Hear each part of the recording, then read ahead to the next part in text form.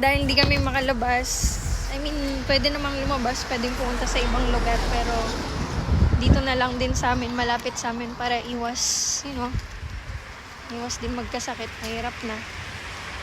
So, punta kami sa Portchester Castle.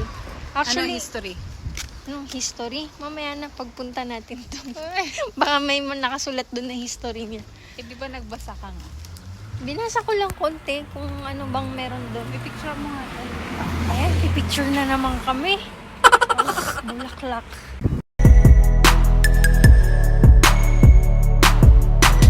This is the Queen Alexandra Hospital, or commonly known as QA Hospital. This is located in Cosham, Portsmouth, which is one of the NHS hospitals serving the city of Portsmouth and the surrounding area.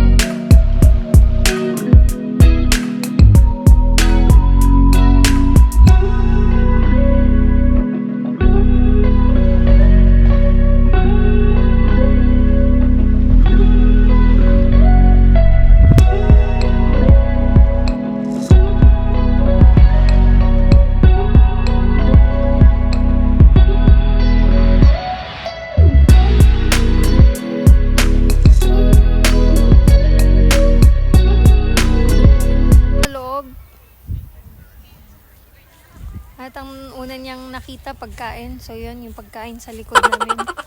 Mamaya na.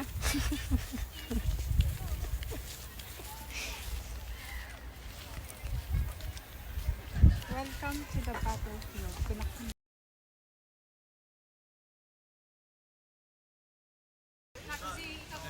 Tingnan niyo, oh, grabe. Etong castle na to, they believe, na-build to nung 11th century. Imagine. Tapos pinaayos nung isang king, si King Henry. Sa Kwan, na-feature pala to sa play ni Shakespeare, sa King Henry V. So, dito yan sa Portchester. Ang ganda. Ang gandang maglatag tas kumain. William the Conqueror invaded England in 1066, and after his glorious victory at the Battle of Hastings, he took over this little country and gave the land here to one of his supporters named Modit. They built this fortified tower. The castle was also used as a prison for important people, such as Earl of Leicester.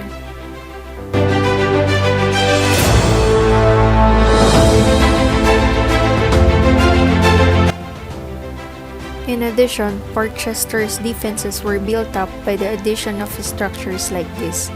King Henry I and his successors over the years realized how important the place it was, whether he wanted to defend England or whether he wanted to get ready to go and attack France. Portchester was the best place to use.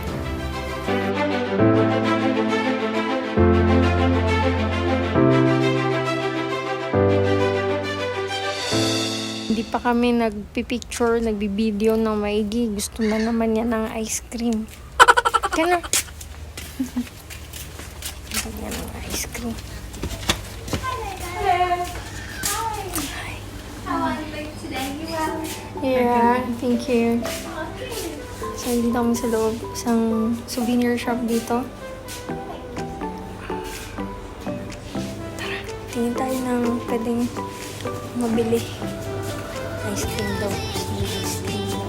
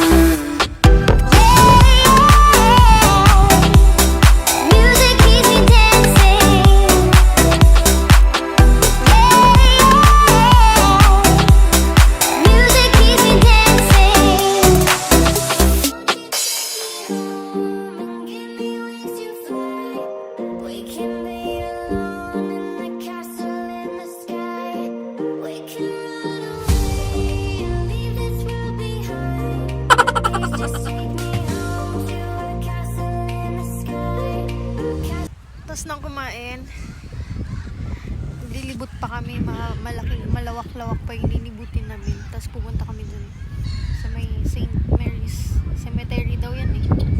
Dun banda.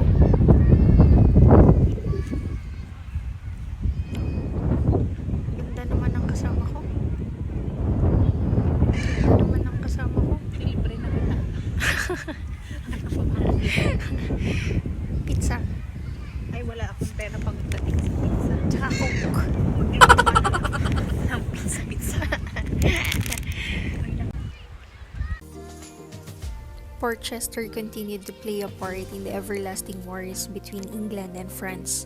In 1205, King John gathered an army here to invade France.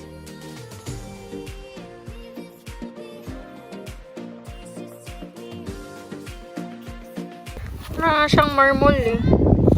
Alay ko sa mga bato. Tapos ano, Bak na yan. ito yung clay nila noon. Maganda.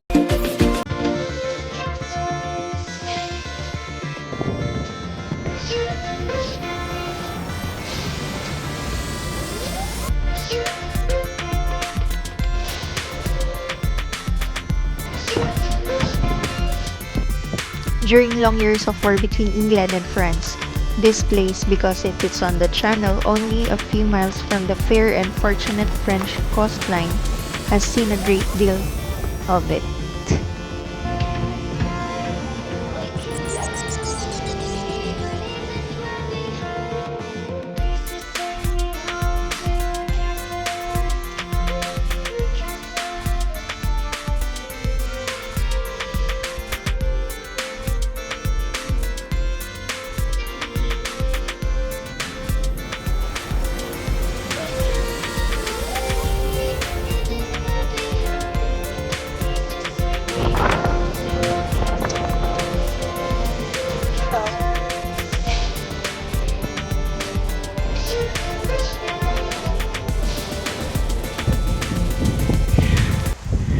Photoshoot sana kami.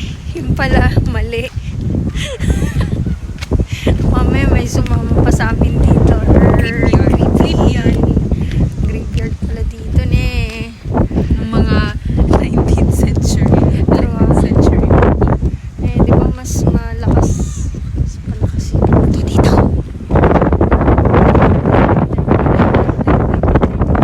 Ay, ito. Saan? Dito naman. Oh, hindi lang iisang tao yan. 1932. 1322 daw siya born. Tapos 1931. Oh, ilang taon siya? More than a almost. Na kami. Hindi na kami. Tapos I am the way. Sabi pa yun. Ito.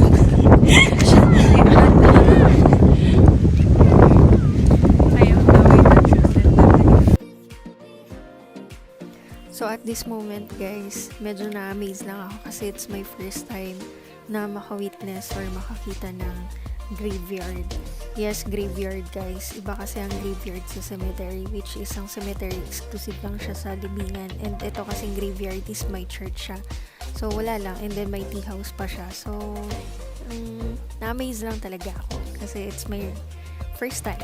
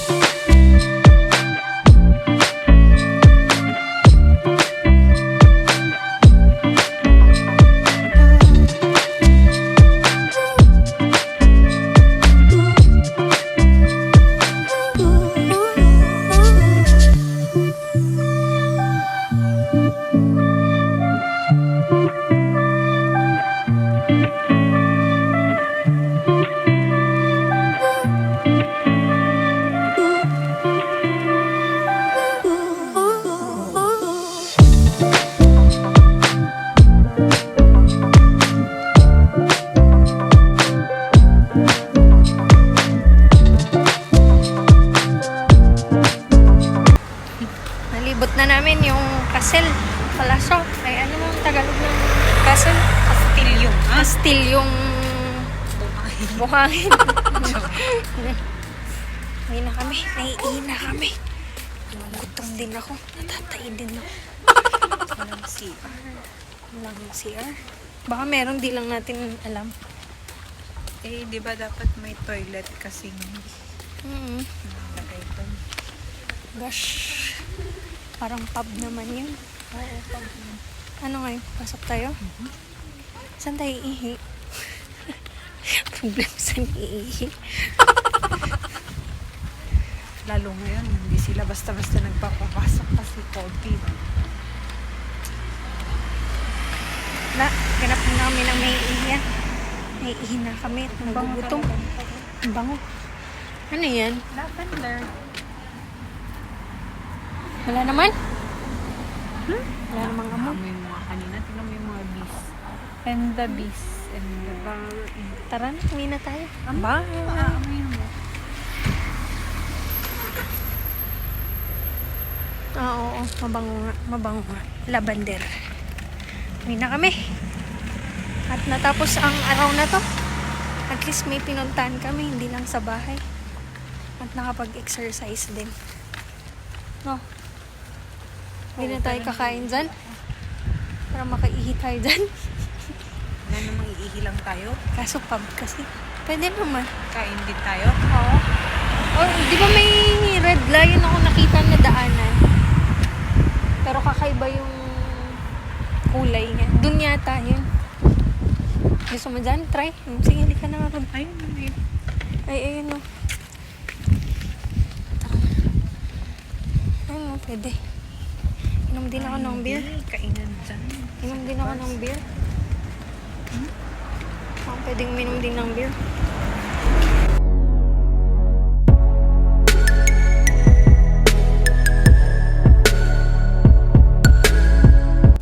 Ayun na nga guys, di na talaga namin mapigil ang ihi namin at gutom namin, kaya pumasok na kami dito sa pub. And dito sa pub, kailangan nilang kunin yung pangalan and contact number para in case man na may mag-positive, madali na lang yung contact tracing nila. So, ayun, tara, pasok tayo. Sa labas pala. So, Dahil naiihi kami. At ito na ang pinakamalapit sa castle na kainan or pub. Ito, napabili kami ng ng cider. Actually, gusto ko ng beer kaso Ano ba ang difference nito sa beer? cider nga, galing ito sa fruits. Yung cider talaga is galing sa apple. Suka. Ito magaling din alak. Kaya nandito na tuloy kami. Sigurado mapapagalitan na naman kami dahil nandito kami sa labas. Oh no! Kasi mag-post. Quiet lang. Di naman sila nanonood ng YouTube eh, kaya okay lang. Kasi mag-post. So yun, tara. Ubusin namin to, tas uwi na. Gusto kong kumain kaso wala pa.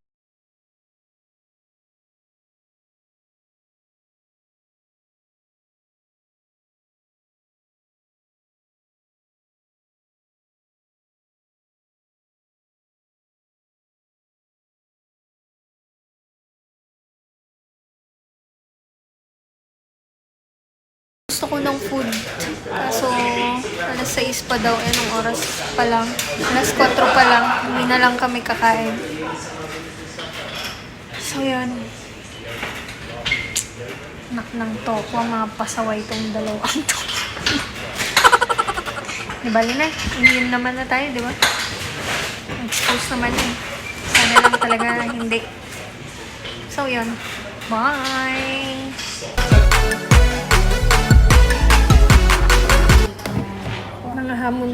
Nangahamon si Madam. Pagbigyan. Kung sa laki ng braso niya. Panatin. Sa nipis ng braso ko. Tingnan natin. Padi. Natamaan yung... Ready? Get set. Go! Eh, dapat magpa-con pa din Damage pa tong con ko. Hoy, malakas. Sigurado ka? Sigurado ka? Walang silbi yung laki ng muscles niya. Taga.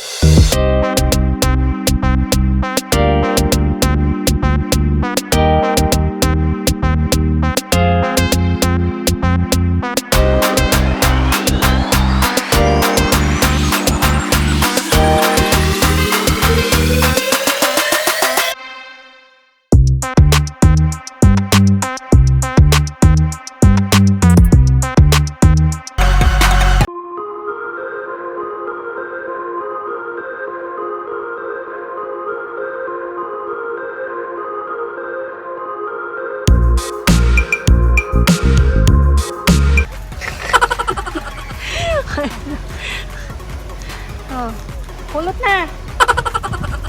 Okay na. Thank you again for watching, guys. Bye!